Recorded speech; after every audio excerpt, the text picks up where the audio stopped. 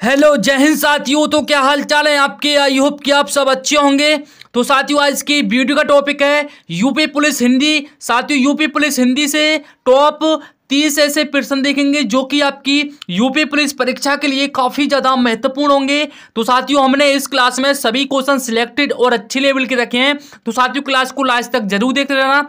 आप हमारे चैनल पर पहली बार आए हो तो चैनल को सब्सक्राइब करके वीडियो को लाइक जरूर कर देना और साथ में बेल नोटिफिकेशन को ऑल पे कर देना ताकि नई वीडियो की नोटिफिकेशन आपको सबसे पहले मिल सके। तो साथियों हमारा प्रैक्टिस सेट 2 होने वाला है। बाकी का प्रैक्टिस सेट अगर आपको देखने हैं तो हमारे चैनल पर साथियों एक खाकी वर्दी नाम से साथियों एक प्लेलिस्ट बनी हुई है। उसी के अंदर आपको सारे के सारे प्रैक्टिस सेट मिल जाएंगे। स्टैटिक जीके हिंदी और साथियों जीएस जो भी है साथियों सभी प्रैक्टिस सेट आपको इसी खाकी वर्दी सीरीज में मिल जाएंगे। तो जाके इसको जरूर देख लेना। तो चलिए साथियों आज की इस क्लास को स्टार्ट करते हैं। तो देखते हैं साथियों आज की इस क्लास में साथियों यानी कि 33 क्वेश्चन होने वाले हैं। साथियों 33 में से आपका अपना मॉक टेस्ट लगाना कि आपने इस क्लास में से कितने क्वेश्चनों का आंसर बिल्कुल सही दिया है। तो चलिए साथियों आज की क्लास का फर्स्ट क्वेश्चन आपकी स्क्रीन पर है।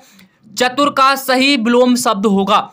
चतुर का सही विलोम शब्द होगा कौन सा होगा साथियों बताइए। पहला प्रश्न आपकी स्क्रीन पर है और साथियों इसका आंसर बताइए क्या होगा। तो इसका हो जाएगा चतुर का सही विलोम शब्द हो जाएगा मूढ़। ऑप्शन ए बिल्कुल करेक्ट आंसर हो जाएगा। मूढ़ बिल्कुल करेक्ट आंसर है। इंपोर्टेंट पॉइंट आपका चतुर का अर्थ जिसकी बुद्धि प्रखर हो होशियार तथा मूढ़ का अर्थ है परम मूर्ख नासमझ। अतः स्पष्ट है चतुर का विलोम शब्द मूढ़ ही होगा। चलिए नेक्स्ट क्वेश्चन देखते हैं। गति शब्द के अनेकार्थक शब्द समूह का चयन कीजिए। गति शब्द के अनेकार्थक समूह का चयन कीजिए साथियों बताइए कौन सा होगा बिल्कुल करेक्ट आंसर। तो जिन भाइयों का साथियों जिन भाइयों का ऑप्शन ए आ रहा है बिल्कुल सही जवाब हो जाएगा। ऑप्शन ए चाल गमन ज्ञान बिल्कुल सही जवाब हो जाएगा इस प्रश्न का। इंपोर्टेंट पॉइंट से समझते हैं। गति शब्द के अनेकार्थक शब्द चाल गमन ज्ञान है। इसके अतिरिक्त मोक्ष हालत परिणाम प्राण मुक्ति कमरफल दशा आदि इसके भी अनेकार्थी शब्द हैं। आपको ध्यान रखना है सभी सभी साथियों क्वेश्चन इंपोर्टेंट हैं तो नोट करते जाना। दूसरों से आगे बढ़ने की इच्छा के लिए एक शब्द क्या होगा वो बताइए साथियों। दूसरों से आगे बढ़ने के लिए एक शब्द कौन सा होगा साथियों। तो ये हो जाएगा स्पर्धा बिल्कुल सही आंसर ऑप्शन ए में दिया गया है। चलिए नेक्स्ट क्वेश्चन देखते हैं। निम्न में से कौन सा शब्द पुल्लिंग है। निम्नलिखित में से कौन सा शब्द पुल्लिंग है। सूर्य क्रोध घड़ा ये सभी। तो बताइए साथियों क्या होगा बिल्कुल सही आंसर। तो जिन भाइयों का ऑप्शन ए आया है डी आया है बिल्कुल सही जवाब हो जाएगा साथियों। ये सभी पुल्लिंग हो जाएंगे सूर्य क्रोध घड़ा। आपको साथियों इन शब्दों को रिपीट करने से पता चल रहा होगा कि हाँ जी सभी शब्द पुल्लिंग है। तो इसलिए राइट आंसर ऑप्शन डी के साथ जाएगा। चलिए इंपोर्टेंट पॉइंट है आपके लिए। सूर्य क्रोध घड़ा अकारांत शब्द है। अकारांत और आकारांत शब्द प्राय पुल्लिंग होते हैं जैसे राम सूर्य क्रोध समुद्र चीता घोड़ा कपड़ा घड़ा आदि शब्द साथियों ये सभी आपके पुल्लिंग में आते हैं। आपको नोट कर लेना है एक डायरी के साथ। अगला क्वेश्चन देखते हैं। नीचे दिए गए 4 विकल्पों में से तत्सम शब्द का चयन कीजिए। नीचे दिए गए 4 विकल्पों में से तत्सम शब्द आपको छांटना है। कौन सा होगा साथियों कौन सा होगा। तो स्नान हो जाएगा। क्या स्नान हो जाएगा सर जी। ऑप्शन डी में आप दिया गया है जो साथियों तत्सम शब्द आपका वो स्नान हो जाएगा। अगला क्वेश्चन देखते हैं। निम्नलिखित में से कौन सा शब्द बहुवचन है। प्राण माल जनता सामान क्या होगा साथियों बहुवचन। तो साथियों प्राण हमेशा बहुवचन में आता है। आपको ध्यान रखना है प्राण हमेशा बहुवचन में आता है। आपको इससे कोई दिक्कत कोई परेशानी नहीं होगी। चलिए अगला पॉइंट देखते हैं। प्राण शब्द सदैव बहुवचन में प्रयुक्त होता है जबकि माल जनता और सामान सदा सदैव एक वचन में प्रयुक्त होते हैं। साथियों इन तीनों शब्द को नोट कर लीजिए। माल जनता और सामान ये सभी आपके एक वचन में प्रयुक्त होते हैं और साथियों हमेशा ही प्रयोग होंगे। माल जनता और सामान ये आपके एक वचन में ही प्रयोग होंगे। अगला क्वेश्चन देखते हैं, नीचे निर्देश नीचे दिए गए 4 विकल्पों में से तद्भव शब्द का चयन कीजिए। तद्भव शब्द पूछा है, कौन सा होगा? अंतर, अंध, अंगुष्ठ, अंडी। क्या होगा साथियों? तो ऑप्शन डी जिन भाइयों का आया है बिल्कुल सही जवाब हो जाएगा, बिल्कुल सही जवाब हो जाएगा। अंडी साथियों इसमें आपका तद्भव शब्द रहने वाला है। Option D is the correct answer. अगर साथियों आपको इस क्लास की पीडीएफ चाहिए तो एक बार से साथियों डिस्क्रिप्शन में चेक कर लेना, आपको वहां से डाउनलोड जरूर कर लेना है और आपको इसको रिपीट करते जाना है। लेकिन क्लास के बाद ही आपको साथियों उस पीडीएफ को डाउनलोड कर सकते हैं। तो चलिए साथियों एक बार साथियों सभी भाई लोग क्लास को शेयर कर देंगे और साथ में एक क्लास को लाइक भी कर देंगे। सौरभ धीरे धीरे दौड़ा, सौरभ धीरे धीरे दौड़ा अथा असफल हो गया। सौरभ धीरे धीरे दौड़ा अथा असफल हो गया। इस वाक्य में धीरे धीरे क्या है बताइए साथियों? इस वाक्य में जो धीरे धीरे शब्द आया है इसका साथियों क्या अर्थ है? इसका ये पूछा है। तो साथियों ये एक क्रिया विशेषण है। क्या? ये क्रिया विशेषण है। धीरे धीरे जो है साथियों ये आपका क्रिया विशेषण हो जाएगा, क्रिया विशेषण हो जाएगा। आपको ध्यान रखना है, सौरभ धीरे धीरे दौड़ा अतः असफल हो गया। इस वाक्य में धीरे धीरे का क्या अर्थ है तो मैंने बता दिया। ये साथियों क्रिया विशेषण, ये क्रिया विशेषण है। ऑप्शन सी जिन भाइयों का आया है बिल्कुल सही जवाब हो जाएगा। चलिए इंपोर्टेंट पॉइंट है, सौरभ धीरे धीरे दौड़ा अथा असफल हो गया। वाक्य में धीरे धीरे क्रिया विशेषण है। वे शब्द जो वाक्य में क्रिया की विशेषता बताते हैं, वे शब्द जो वाक्य में क्रिया की विशेषता बताते हैं उन्हें क्रिया विशेषण कहते हैं। ये साथियों 4 शब्दों की साथियों क्या 4 शब्दों की कह सकते हो या फिर एक लाइन की कह सकते हो। ये परिभाषा आपके लिए काफी ज्यादा इंपोर्टेंट रहेगी। इसको साथियों नोट कर लेना, जब कभी भी आपको जरूरत पड़े तो खोल के एक बार से रिपीट कर लेना। अगर आपसे कोई भी वाक्य पूछा हो, अगर साथियों आपको जरा सा भी ज्ञान हो जाएगा ना तो साथियों आप क्वेश्चन गलत करके नहीं आएंगे, क्वेश्चन को गलत करके नहीं आएंगे। तो साथियों वे शब्द जो वाक्य में क्रिया की विशेषता बताते हैं उन्हें क्रिया विशेषण कहते हैं। जैसे इसमें धीरे धीरे शब्द ने साथियों इसमें क्रिया विशेषण बताया है, इसमें इसलिए क्रिया विशेषण हो जाएगा। अगला क्वेश्चन देखते हैं, अरे का कारक चिन्ह है, अरे का कारक चिन्ह कौन सा है? तो साथियों संबोधन हो जाएगा। क्या? संबोधन हो जाएगा, संबोधन हो जाएगा। अब संबोधन का चिन्ह इसके साइड से ही लग रहा है ना साथियों, इस तरीके से लग रहा है ना नीचे की तरफ। ये देखो यहाँ पर, ये देखो साथियों यहाँ पर लग रहा है ना। तो साथियों ये संबोधन चिन्ह होता है। इंपोर्टेंट पॉइंट आपके लिए, संज्ञा के जिस रूप से किसी को पुकारने, चेतावनी देने या संबोधित करने का बोध होता है उसे संबोधन कारक कहते हैं। जैसे अरे मूर्ख, अरे मूर्ख, अरे मूर्ख संभल जा, यानी कि अरे मूर्ख संभल जा वाक्य में चेतावनी दी जा रही है, अतः अरे संबोधन कारक चिन्ह है। साथियों आपको काफी ज्यादा सही तरीके से मैं आपको समझाने की कोशिश कर रहा हूं, लेकिन आप समझने की भी कोशिश करिए। संज्ञा के जिस रूप से किसी को पुकारने, चेतावनी देने या संबोधित करने का बोध होता है उसे संबोधन कारक कहते हैं। जैसे अरे मूर्ख संभल जा, साथियों इसमें चेतावनी दी जा रही, क्या दी जा रही है? इसमें चेतावनी दी जा रही है। अरे मूर्ख संभल जा, इस वाक्य में क्या हो रहा है? चेतावनी दी जा रही है। तो साथियों जिसमें चेतावनी दी जाती है वहां पर आपका संबोधन कारक होता है, आपको ध्यान रखना है। साथियों एक बार से सभी भाई लोग एक बार से क्लास को शेयर कर देंगे और साथ में क्लास को लाइक भी कर देंगे। चलिए साथियों अगला क्वेश्चन देखते हैं।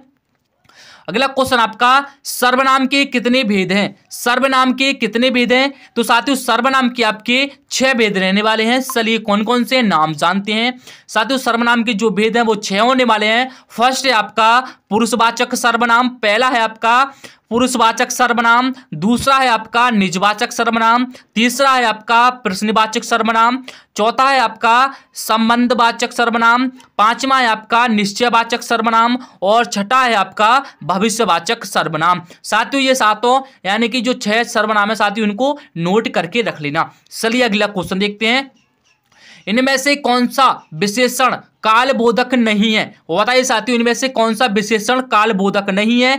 तो साथियों जो कसेला शब्द आया है ना इसमें साथियों ऑप्शन में जो कसेला शब्द आया है, जो साथियों कसेला शब्द आया है ये आपका क्या है? कालबोधक शब्द नहीं, आपको ध्यान रखना है। ऑप्शन सी बिल्कुल सही जवाब है। आप देखते हैं साथियों, चलिए जैसे आपके विकल्प में आया है पुराना, उत्तरी, मौसमी। शब्द कालबोधक विशेषण है। क्या ये तीनों शब्द आपके कालबोधक विशेषण है, जबकि कसैला एक गुणवाचक शब्द है। क्या साथियों, जो कसैला आया है आपके विकल्प में वो आपका गुणवाचक विशेषण शब्द है, ना कि कालवाचक। तो आपको ध्यान रखना है कसैला गुणवाचक शब्द में आता है। चलिए अगला क्वेश्चन देखते हैं। निम्न में से कौन सा पर्यायवाची शब्द युग्म सही नहीं है? बताइए साथियों कौन सा युग्म सही नहीं है? तो इसमें हो जाएगा गाय, गाय, गाय द्विज। ऑप्शन डी में आपको पता लग गया होगा। ऑप्शन डी में ये साथियों आपका जो पर्यायवाची शब्द युग्म है ना साथियों, ये आपका सही नहीं है। बाकी कमल का मृणाल हो जाएगा, ओस का निहार हो जाएगा, आकाश का अभ्र हो जाएगा, लेकिन ऑप्शन डी ये नहीं होगा। चलिए इंपोर्टेंट पॉइंट है साथियों, जो विकल्प में दिया गया है ऑप्शन डी में गाय ध्वज शब्द सही युग में नहीं है। गाय का अर्थ गौ व द्विज का अर्थ ब्राह्मण होता है, इसलिए साथियों इसका आंसर ऑप्शन डी के साथ जाएगा। अगला क्वेश्चन देखते हैं। लेख लिखा गया, लेख लिया वाक्य में किस वाच्य का प्रयोग हुआ है? लेख लिखा गया वाक्य में किस वाच्य का प्रयोग हुआ है? तो साथियों इसमें ना जो कर्म वाच्य का प्रयोग हुआ है, क्या कर्म वाच्य का प्रयोग हुआ है। Option A is the correct answer. लेख लिखा गया ना साथियों, लेख लिखा गया है, लेख लिखा गया है, तो इसमें क्या हो रहा है? कर्मित हो रहा है, तो ये कर्म वाच्य हो जाएगा। इंपोर्टेंट पॉइंट आपके लिए, जिस वाक्य में कर्म की प्रधानता का बोध होता है, जिस वाक्य में कर्म की प्रधानता का बोध होता है उसे कर्म वाच्य कहते हैं। जैसे लेख लिखा गया, यह लेख कर्म की प्रधानता का बोध हो रहा है। क्या लेख जो साथियों लेख कर्म की प्रधानता का बोध हो रहा है, आपको ध्यान रखना है। अगला क्वेश्चन देखते हैं। मध्यभाल्य का संधि विच्छेद क्या होगा साथियों? मध्यभाल्य शब्द का संधि विच्छेद कौन सा होगा सही? तो ऑप्शन बी में दिया गया है बिल्कुल सही संधि विच्छेद। क्या ऑप्शन बी में दिया गया है बिल्कुल सही संधि विच्छेद, मधु प्लस आल्य। क्या मधु प्लस आल्य साथियों, यह आपका मधुभाल्य का सही संधि विच्छेद हो जाएगा। इंपोर्टेंट पॉइंट देखते हैं। मध्यभाल्य का संधि विच्छेद मधु प्लस आल्य होगा। यहाँ उ प्लस आ बराबर बा में परिवर्तित हो गया। क्या जो साथियों उ प्लस आ है ना, वो आपका बा में क्या बा में परिवर्तित हो गए, अतः यह यण संधि का उदाहरण है। क्या ये एक यण संधि का उदाहरण है, आपको ध्यान रखना है। अगला क्वेश्चन देखते हैं। 4 दिन की चांदनी मुहावरे का अर्थ क्या होगा? 4 दिन की चांदनी मुहावरे का अर्थ क्या होगा? तो साथियों थोड़े समय का सुख। क्या थोड़े समय का सुख 4 दिन की चांदनी कहते हैं ना, 4 दिन की चांदनी, तो साथियों थोड़े समय का सुख होता है। बिल्कुल सही आंसर है इसका, यही बिल्कुल सही अर्थ होगा ऑप्शन ए में, थोड़े समय का सुख। अगला क्वेश्चन देखते हैं। अव्यय कितने भेद होते हैं? अव्यय के कितने भेद होते हैं? तो इसके 4 भेद होते हैं। कितने? 4 भेद होते हैं। चलिए जानते हैं कौन कौन से होते हैं। अव्यय के 4 भेद होते हैं, जैसे क्रिया विशेषण, संबंध बोधक और समुच्चय बोधक, और आपका होता है विस्मयादि बोधक। क्या ये आपके 4 हो गए, इसके 4 प्रकार हो गए, नोट कर लीजिए। अगला क्वेश्चन देखते हैं।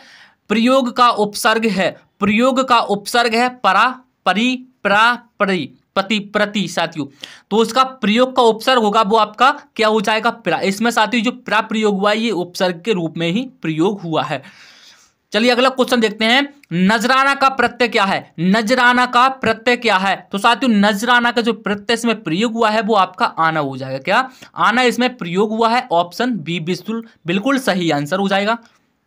अगला क्वेश्चन देखते हैं। कोष्टक में दिए गए विराम चिन्ह का नाम क्या है? कोष्टक में दिए गए विराम चिन्ह का नाम क्या है? तो ये हो जाएगा साथियों रेटिका, ये हो जाएगा त्रुटि चिन्ह। क्या त्रुटि चिन्ह हो जाएगा, ये इसको त्रुटि चिन्ह कहते हैं साथियों। ये आपको इसमें दिखना है ना, ये आपको त्रुटि चिन्ह के नाम से, ये आपको त्रुटि चिन्ह के नाम से याद रख लेना है। चलिए इंपोर्टेंट पॉइंट है।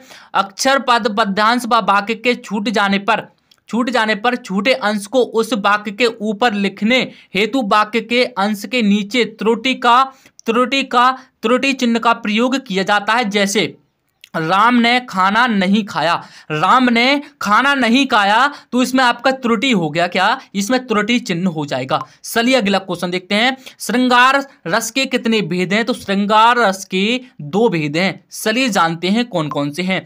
श्रृंगार रस के 2 भेद हैं, संयोग श्रृंगार और वियोग श्रृंगार। चलिए अगला क्वेश्चन देखते हैं। निम्न में से कौन सा वाक्य व्याकरणिक दृष्टि से शुद्ध है? बताइए साथियों कौन सा वाक्य बिल्कुल शुद्ध रहने वाला है। 21 का बताइए क्या होगा। तो साथियों देखते हैं पढ़ के कौन सा वाक्य बिल्कुल शुद्ध है। कमीज तो सिल गया लेकिन बटन नहीं टंका। टंका क्या मतलब साथियों, ये गलत हो जाएगा। कश्मीर के प्राकृतिक सौंदर्यता पर कौन मुग्ध ना होगा, ये भी गलत हो जाएगा। किसी ने मेरी पुस्तक देखी, किसी ने मेरी पुस्तक देखी क्या मतलब, ये कुछ नहीं होगा, ये गलत हो जाएगा। ऑप्शन डी बिल्कुल करेक्ट आंसर है। मकान की बाईं ओर सड़क है, क्या मकान की बाईं ओर सड़क है, बिल्कुल सही वाक्य है साथियों। वाक्य को पढ़ने का लहजा और साथियों वाक्य किस तरीके से पढ़वा रहा है, इसी से आप पता लगा सकते हैं कि यहाँ वाक्य कौन सा शुद्ध रहने वाला है। चलिए अगला क्वेश्चन देखते हैं। कान नाक में कौन सा समास है साथियों, कान नाक में आपका द्विंद समास हो जाएगा। क्या द्विंद समास हो जाएगा कान नाक में आपका।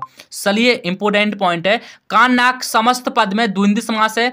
जिस समस्त पद में दोनों पद प्रधान हो तथा विग्रह करने के बाद और अथवा या एवं लगता हो वह द्विंद समास कहलाता है, जैसे कान और नाक, बिल्कुल सही आंसर। अगला क्वेश्चन देखते हैं, भाषा की सबसे छोटी इकाई क्या है। तो भाषा की सबसे छोटी इकाई वर्ण हो जाएगी, क्योंकि साथियों वर्ण से ही शब्द बनता है, शब्द से ही भाषा बनती है। अगला है आपका, भाषा की सबसे छोटी इकाई वर्ण को कहते हैं। जैसे क्रम में का, आ, रा, मा, आ 5 वर्ण है, क्या आपके ये 5 वर्ण है।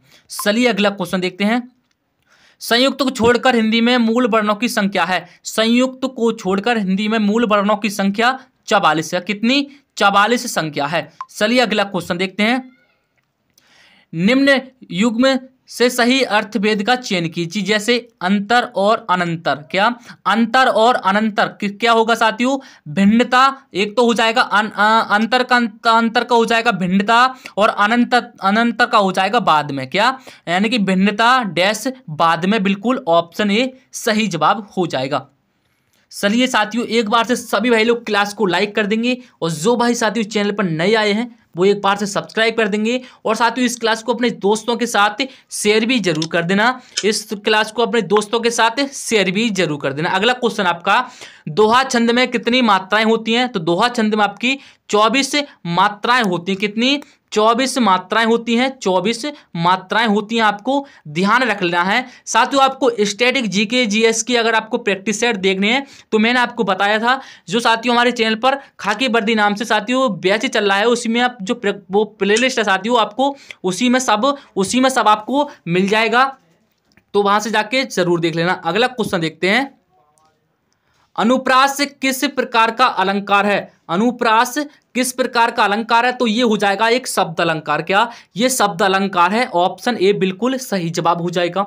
चलिए अगला क्वेश्चन देखते हैं, क्रिया का रूप किसके अनुसार बदलता है। तो क्रिया का किसके अनुसार बदलता है, वचन, लिंग और पुरुष, यानी तीनों शब्दों से क्रिया का रूप बदल जाता है, ऑप्शन डी ये सभी हो जाएगा। अगला क्वेश्चन देखते हैं, काल के कितने भेद होते हैं। तो काल के 3 भेद होते हैं। काल के कितने भेद होते हैं, 3 भेद होते हैं। अगला क्वेश्चन देखते हैं, नीला चांद उपन्यास के लिए शिव प्रसाद सिंह को किस पुरस्कार से सम्मानित किया गया। तो इन्हें व्यास सम्मान से पुरस्कार किया गया था, ऑप्शन ए बिल्कुल सही जवाब है। अगला क्वेश्चन देखते हैं, यामा किसकी रचना है। तो मैंने साथियों ये वाला क्वेश्चन कल वाली वीडियो में भी करवाया था, ये महादेवी की वर्मा है। क्या महादेवी वर्मा की ये रचना है यामा। चलिए अगला क्वेश्चन देखते हैं, अगला है आपका, पश्चिमी हिंदी किस अपभ्रंश से विकसित है। पश्चिमी हिंदी किस अपभ्रंश से विकसित है। तो साथियों ये शौरसेनी से प्रसिद्ध है। क्या शौरसेनी हो जाएगा बिल्कुल सही आंसर। चलिए फर्स्ट क्वेश्चन है साथियों आपका, नीचे प्रत्येक प्रश्न में एक शब्द के 4 विलोम शब्द दिए गए हैं, सही विलोम शब्द का चयन कीजिए। आपसे पूछा है साथियों आस्तिक का विलोम शब्द क्या होगा। आस्तिक का विलोम शब्द क्या होगा। तो साथियों इसका हो जाएगा नास्तिक। नास्तिक जिन भाइयों का आया ऑप्शन बी बिल्कुल सही जवाब हो जाएगा। चलिए अगला है आपका, गौड़। बताइए साथियों गौड़ का विलोम शब्द कौन सा है। गौड़ का विलोम शब्द क्या होगा, गौड़ वो बताइए साथियों। तो गौड़ का हो जाएगा साथियों मुख्य आया है जिन भाइयों का, ऑप्शन बी बिल्कुल सही जवाब हो जाएगा। नेक्स्ट क्वेश्चन देखते हैं, सा हा किस प्रकार के व्यंजन है। साथियों बताइए सा हा किस प्रकार के व्यंजन है, वो बताइए साथियों। तो साथियों ये व्यंजन आपके ऊष्म व्यंजन है। साथियों आपको ध्यान रखना है, ये ऊष्म व्यंजन है। किस लिए साथियों? चलिए इंपोर्टेंट पॉइंट से देखते हैं। इंपोर्टेंट पॉइंट है साथियों, उसमें व्यंजनों के उच्चारण में एक प्रकार की गर्माहट या सुसराहट सी प्रतीत होती है, उसमें व्यंजन कहलाते हैं। जैसे आपके यहाँ पर सा ह साथियों, ये आपके उसमें व्यंजन है, ये आपके उसमें व्यंजन है साथियों। इसमें आवाज जो साथियों उच्चारण करते वक्त गर्माहट या सुरसराहट सी प्रतीत होती है, वे आपकी उसमें व्यंजन कहलाते हैं। अगला क्वेश्चन आपका, जिन स्वरों के उच्चारण में ओष्ठ वृत्तमुखी या गोलाकार नहीं होते हैं उन्हें कहते हैं, क्या कहते हैं साथियों? तो उन्हें कहते हैं साथियों आपकी अवृतमुखी। अवृतमुखी कहते हैं साथियों, उन्हें अवृतमुखी कहते हैं। आपको समझ कर चलना है।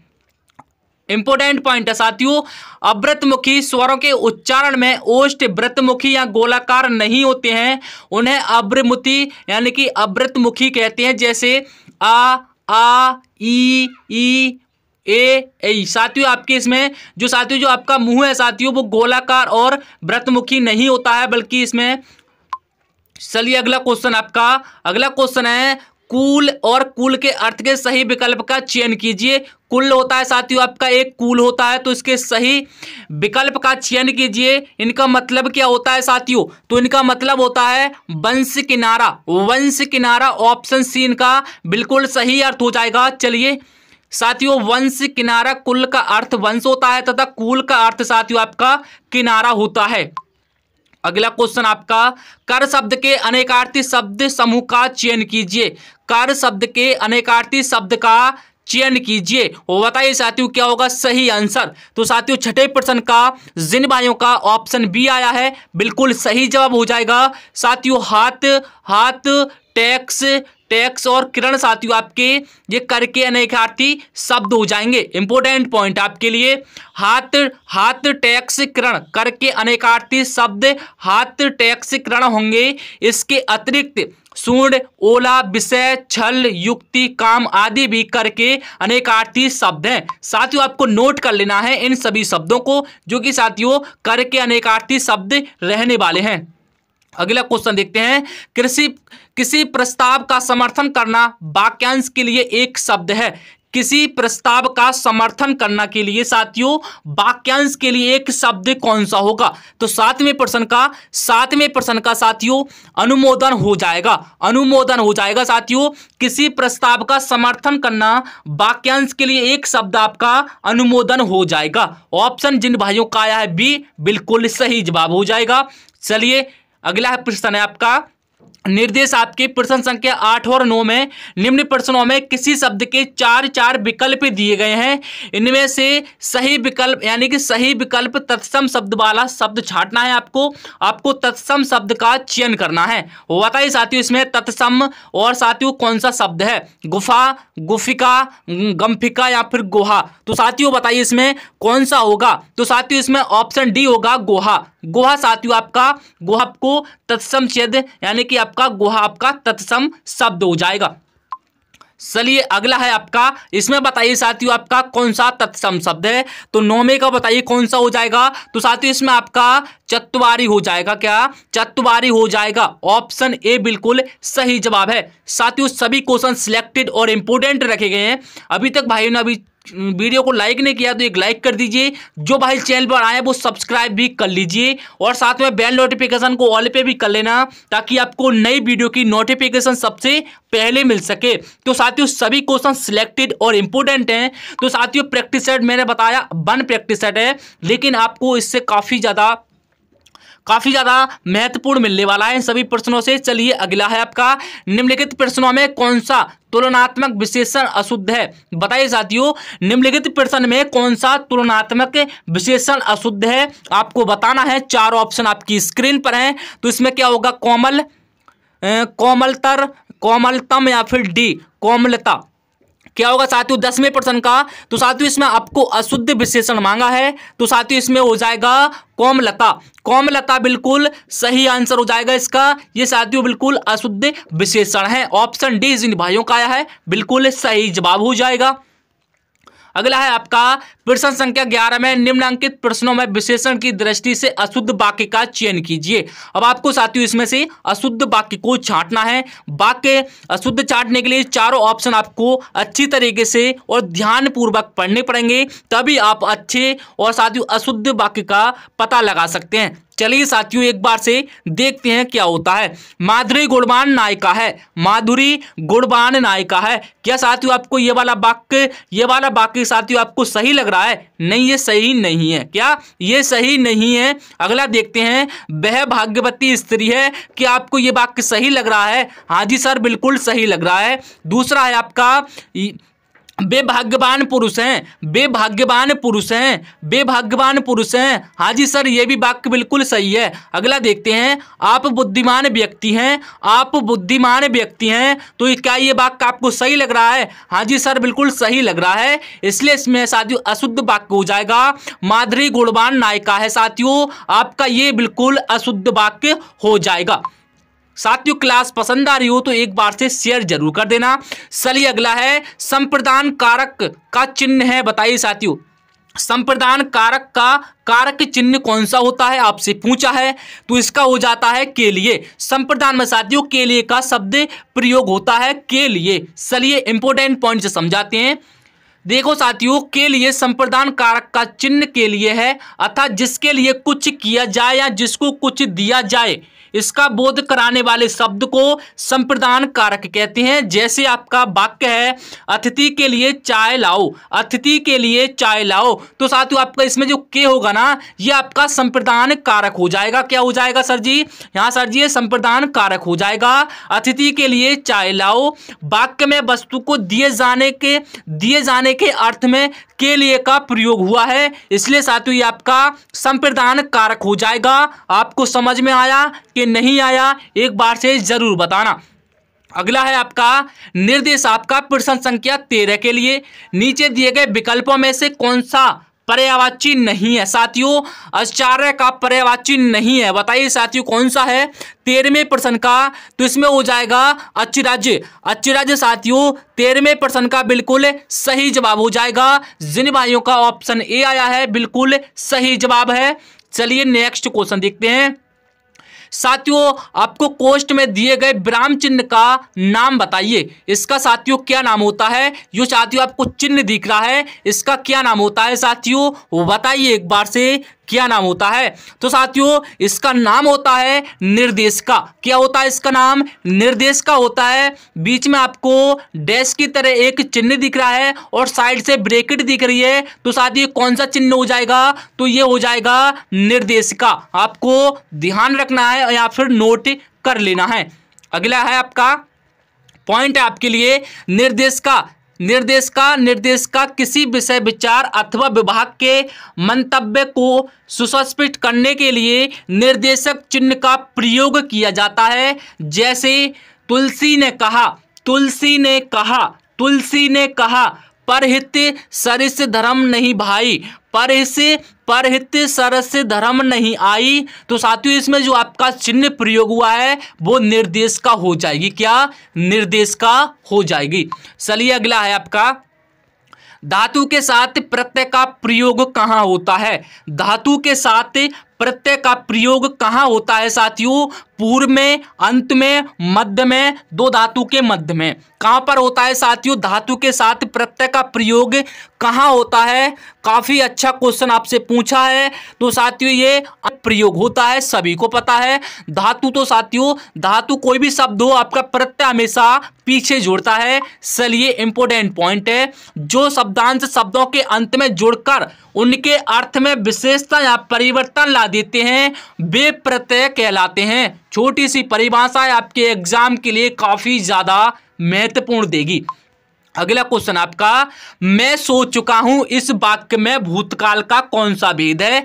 आपसे पूछा है, काफी अच्छे क्वेश्चन आपकी स्क्रीन पर है, काफी सिलेक्टेड। मैं सो चुका हूं इस वाक्य में भूतकाल का कौन सा भेद हो जाएगा साथियों? चारों ऑप्शन आपकी स्क्रीन पर दिख रहे हैं। एक बार से सभी भाई लोग इसका सही आंसर बताएंगे। मैं सो चुका हूं इस वाक्य में कौन सा भूतकाल हो जाएगा साथियों? तो इसमें हो जाएगा क्या हो जाएगा साथियों, इसमें हो जाएगा आसन्न भूतकाल। क्या, आसन्न भूतकाल आपका बिल्कुल सही आंसर हो जाएगा। चलिए इंपोर्टेंट पॉइंट से समझाता हूं। क्रिया के जिस रूप से क्रिया के व्यापार का समय आसन्न निकट ही समाप्त हो जाए, यानी कि निकट ही समाप्त समझा जाए, उसे आसन्न भूतकाल कहते हैं। जैसे मैं सो चुका हूं, मैं सो चुका हूं, यानी कि साथियों इसमें आसन्न भूत हो जाएगा, आसन्न भूत हो जाएगा। अगला है आपका राम ने दूध पिया, वाक्य में प्रयुक्त वाच्य है। राम ने दूध पिया, वाक्य में प्रयुक्त वाच्य कौन सा हो जाएगा, राम ने दूध पिया, राम ने दूध पिया।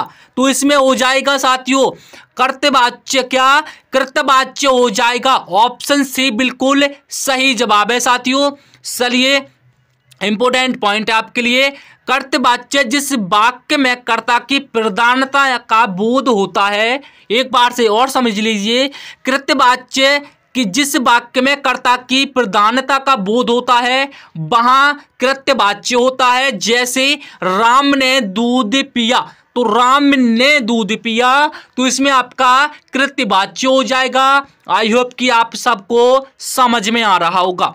अगला क्वेश्चन देखते हैं, निम्न में से कौन सा शब्द क्रियार्थक संज्ञा के रूप में प्रयुक्त हुआ है। बताइए साथियों कौन सा शब्द है जो क्रियार्थक संज्ञा के रूप में प्रयुक्त हुआ है। तो साथियों ये हो जाएगा आपका खेलना।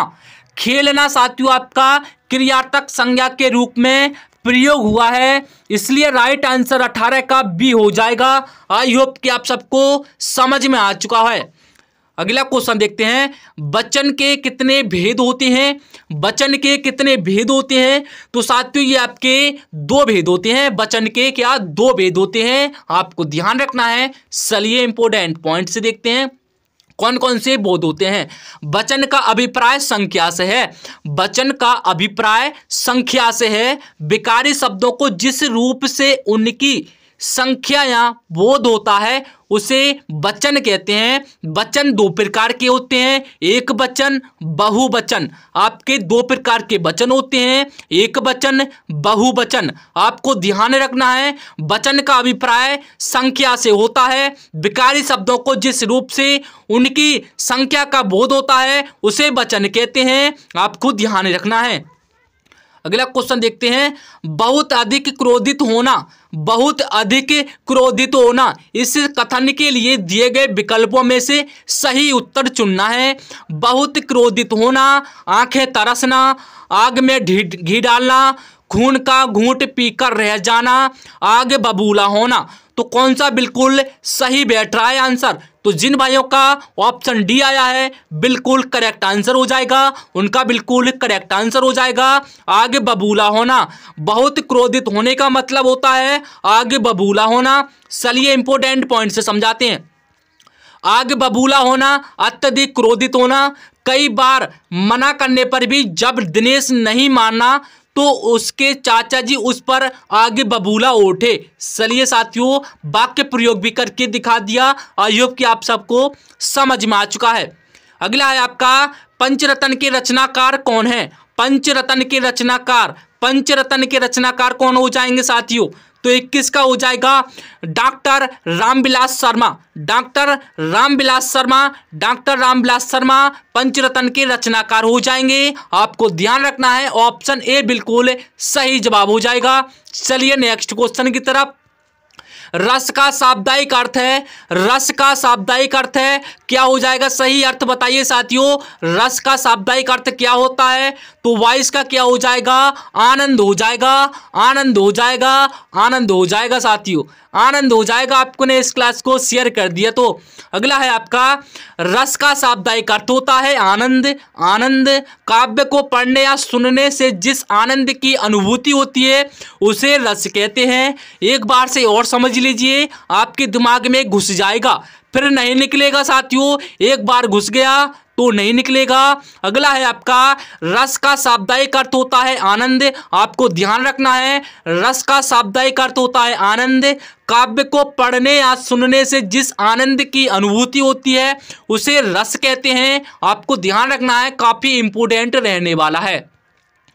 चलिए अगला है आपका हाथ पसारना मुहावरे का अर्थ क्या होगा साथियों। हाथ पसारना मुहावरे का अर्थ क्या होगा। तो इसका हो जाएगा जो भी अर्थ है, लेकिन विस्तार करना हो जाएगा। क्या विस्तार करना हो जाएगा। ऑप्शन बी जिन भाइयों का आया है बिल्कुल सही जवाब हो जाएगा, इसमें कोई दिक्कत वाली बात नहीं होगी। अगला है आपका सम्मति का संधि विच्छेद क्या होगा। सम्मति का संधि विच्छेद पूछा है। सम्मति का संधि विच्छेद पूछा है।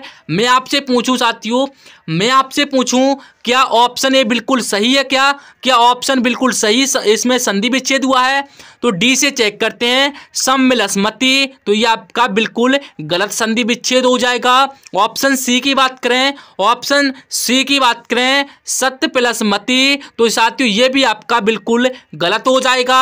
और बी की बात करें साथियों ये भी आपका बिल्कुल गलत हो जाएगा, लेकिन आपका सम प्लस मति बिल्कुल ऑप्शन ए में सही जवाब दिया गया है। अब आपको देखना है किस तरीके से आपको लगाना है आंसर। एक बार से सभी भाई लोग सही करके देखेंगे क्या इस चीज इसमें इंपॉर्टेंट है। देखो साथियों सम्मति का संधि विच्छेद सम प्लस मति होता है, क्योंकि इसमें मां के बाद मां आने पर कोई परिवर्तन नहीं होता। क्या मां के बाद मां आने पर कोई परिवर्तन नहीं होता। जैसे सम प्लस मति मां प्लस मां, साथियों जब मां एक साथ में दो बार आ जाएं तो वहां पर साथियों कोई भी परिवर्तन नहीं होता है। तो मां प्लस मां का अर्थ मां हो जाएगा। अगला क्वेश्चन देखते हैं संस्करण में प्रयुक्त उपसर्ग है।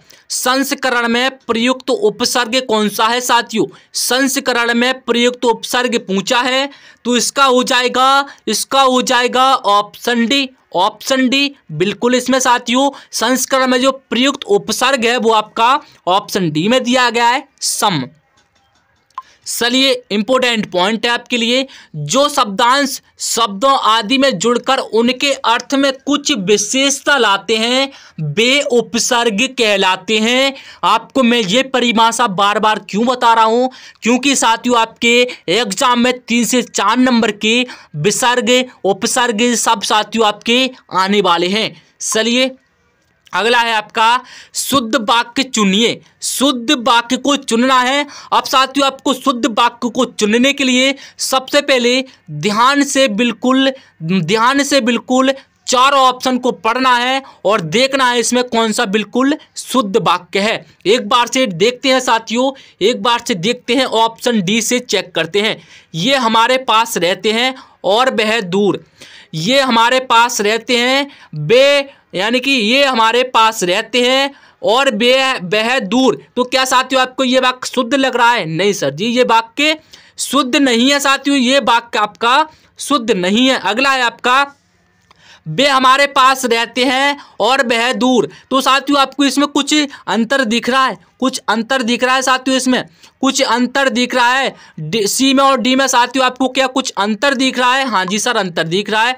यहाँ पर बे का प्रयोग हुआ है और यहाँ पर ये का प्रयोग हुआ है, इसलिए साथियों इसमें यही अंतर है। इसलिए इसमें दोनों जो ऑप्शन होंगे सी और डी बिल्कुल सही नहीं है। ऑप्शन बी चेक करते हैं साथियों। वे हमारे पास रहते हैं और ये दूर, वे हमारे पास रहते हैं और ये दूर। क्या आपको ये वाक्य शुद्ध लग रहा है। नहीं ये वाक्य आपका शुद्ध नहीं है, इसलिए राइट आंसर ऑप्शन ए के साथ जाएगा। ये हमारे पास रहते हैं और वे दूर, ये हमारे पास रहते हैं और वे दूर बिल्कुल सही आंसर है। चलिए अगला क्वेश्चन आपका हिंदी में लिंग निर्धारण कितने आधार पर ग्रहण किए जाते हैं। बताइए साथियों हिंदी में लिंग निर्धारण कितने आधार पर ग्रहण किए जाते हैं। 2, 3, 4 कितने आधार पर किए जाते हैं। तो सर जी ये 3 आधार पर किए जाते हैं। चलिए कौन कौन सी होती हैं जानते हैं इनके लिए। हिंदी लिंग में निर्धारण 3 आधार पर ग्रहण किए जाते हैं। फर्स्ट हो जाएगा आपका रूप के आधार पर, फर्स्ट आपको ध्यान रखना है रूप के आधार पर। सेकंड आपको याद रखना है प्रयोग के आधार पर, सेकंड आपको याद रखना है प्रयोग के आधार पर। थर्ड आपको याद रखना है अर्थ के आधार पर। अर्थ के आधार पर साथियों ये आपके 3 प्रकार के लिंग निर्धारण होते हैं, आपको नोट कर लेना है। अगला क्वेश्चन देखते हैं, मेरे बचपन की स्मृतियों के रचनाकार कौन? बचपन की स्मृतियों के रचनाकार कौन है? तो साथियों ये हो जाएंगे राहुल सांकृत्यानंद। बिल्कुल सही आंसर ऑप्शन ए में दिया गया है। अगला क्वेश्चन देखते हैं, मुझे शब्द किस प्रकार का सर्वनाम है? मुझे शब्द किस प्रकार का सर्वनाम हो जाएगा? उत्तम पुरुष से, मध्यम पुरुष से, अन्य पुरुष से, किस प्रकार का है साथियों? 29वां प्रश्न आपकी स्क्रीन पर है। तो साथियों ये उत्तम पुरुष है। क्या उत्तम पुरुष है? मुझे क्या हो जाएगा? उत्तम पुरुष हो जाएगा। क्या बोलोगे? उत्तम पुरुष हो जाएगा। चलिए इंपॉर्टेंट पॉइंट है, इंपॉर्टेंट पॉइंट है साथियों, एक बार से ध्यान से पढ़ लोगे तो कभी नहीं भूलोगे, एक बार से ध्यान से जरूर पढ़ लेना। संज्ञा के स्थान पर प्रयुक्त होने वाले शब्दों को सर्वनाम कहते हैं। संज्ञा के स्थान पर प्रयुक्त होने वाले शब्दों को सर्वनाम कहते हैं। जैसे मैं तुम हम वे, मैं तुम हम वे साथियों और आप आदि शब्द आपके क्या होते हैं? सर्वनाम होते हैं। सर्वनाम के 6 भेद। एक भेद पुरुषवाचक सर्वनाम है। इसके 3 प्रकार होते हैं। पुरुषवाचक सर्वनाम के पुरुषवाचक सर्वनाम है और इसके 3 प्रकार होते हैं। जैसे उत्तम, मध्यम एवं अन्य। उत्तम पुरुष में क्या होता है? मैं, हम, मैंने, हमने, मेरा, हमारा, मुझे, मुझको। ये साथियों आपके सभी उत्तम पुरुष में आते हैं। आपको नोट कर लेना है, आप बिल्कुल नहीं भूलोगे और कभी भी आप कोई सा भी वाक्य आ जाए, किसी तरह का शब्द आ जाए, आप नहीं चूकोगे। अगला है आपका, यामा के लिए महादेवी वर्मा को किस पुरस्कार से सम्मानित किया गया? यामा के लिए महादेवी वर्मा को किस पुरस्कार से सम्मानित किया गया? तो साथियों ने किया गया था ज्ञानपीठ पुरस्कार से। ऑप्शन सी बिल्कुल सही जवाब है। इंपोर्टेंट पॉइंट है, ज्ञानपीठ पुरस्कार यामा के लिए महादेवी वर्मा को 1982 ईस्वी में ज्ञानपीठ पुरस्कार से सम्मानित किया गया था। आपको ध्यान रखना है।